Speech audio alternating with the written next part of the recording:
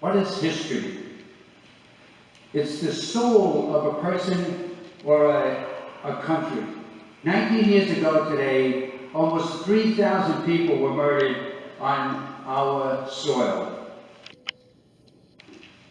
It has been heart-wrenching for the country to cope with this loss.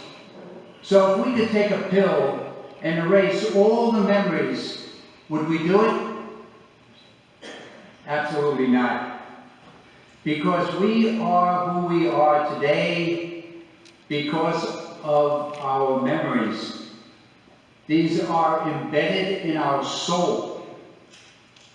When people focus on erasing history, it's because they want to remove your soul and rebuild it in their image.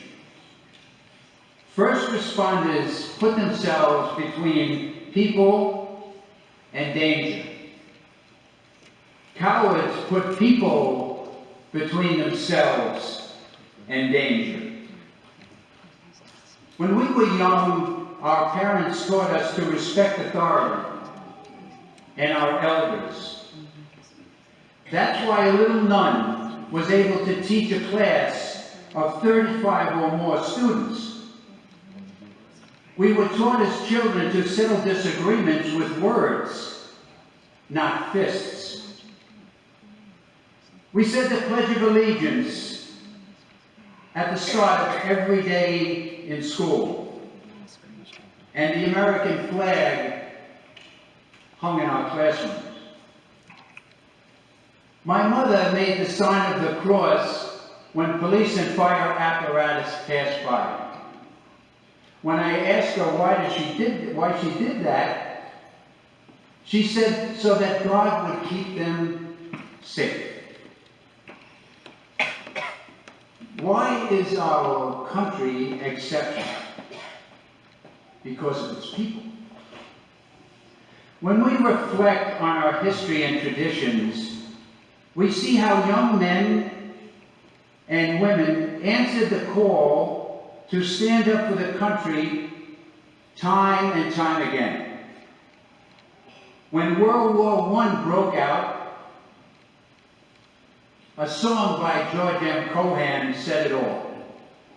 Over there, tell the world to beware, because the Yanks are coming. America men wrapped their legs in puttees, donned their flat pan-like helmets, and went off to war. They wore the Rainbow Division on their shoulder, and they were called the Fighting 69th. The 1st Marine Division, the old breed, fought in the trenches of Belleau Wood so tenaciously that the Germans renamed them as Devil Dogs.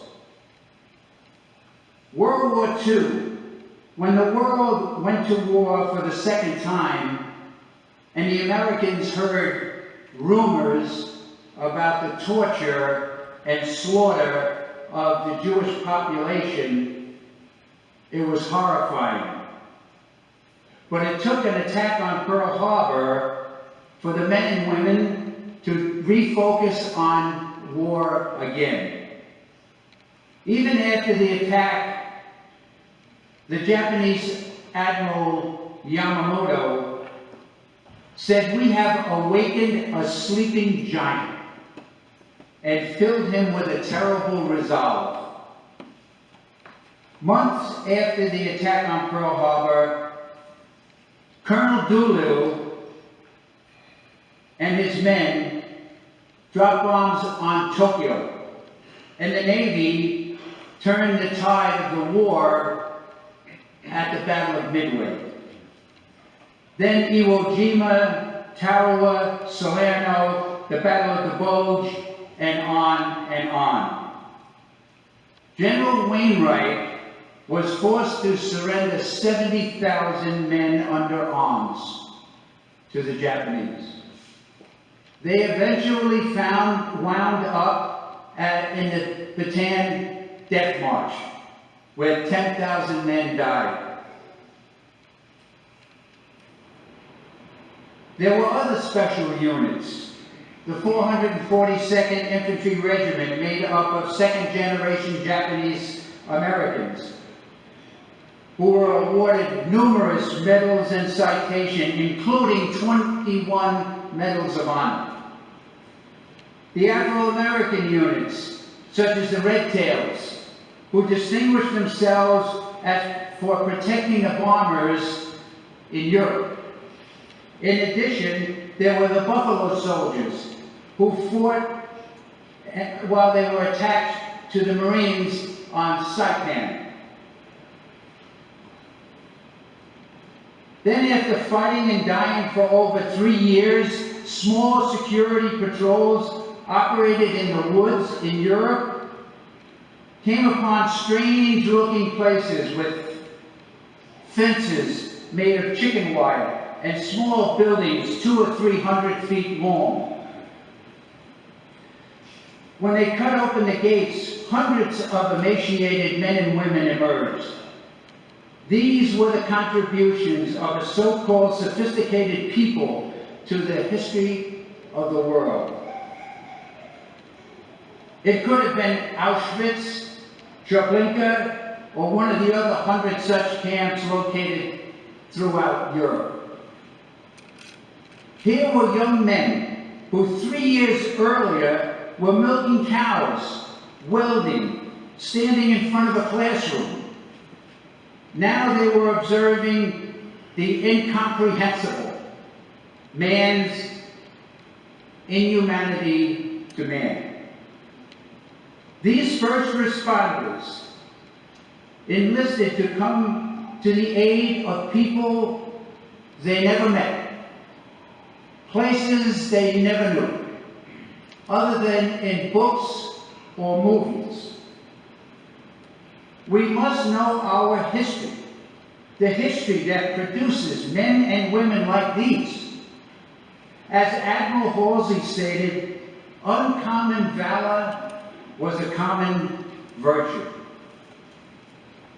We took two vanquished countries, Japan and Germany, who killed and tortured thousands of Americans, and with compassion and empathy, we pulled them up from their bootstraps and gave their children and grandchildren a normal life. The pathetic thing today, you see interviews on college campuses, and students couldn't even tell you who we fought against in World War II, never mind World War I. What makes men and women like these charge into the valley of death? Whether it's a machine gun placement on a hill in Tarawa, a dive bomber attack in the Battle of Midway, those who climb the hills of Juno Beach. They fought in the jungles of Nha Trang, Vietnam, Kandahar, Afghanistan. They had one thing in common with the first responders on 9/11. They stayed focused to complete their mission. They trained every day for the unusual, with one thing in mind: to put themselves between their charges and danger. How do they do that? Discipline. And the fact that they stand on the shoulders of brothers and sisters that have gone before them.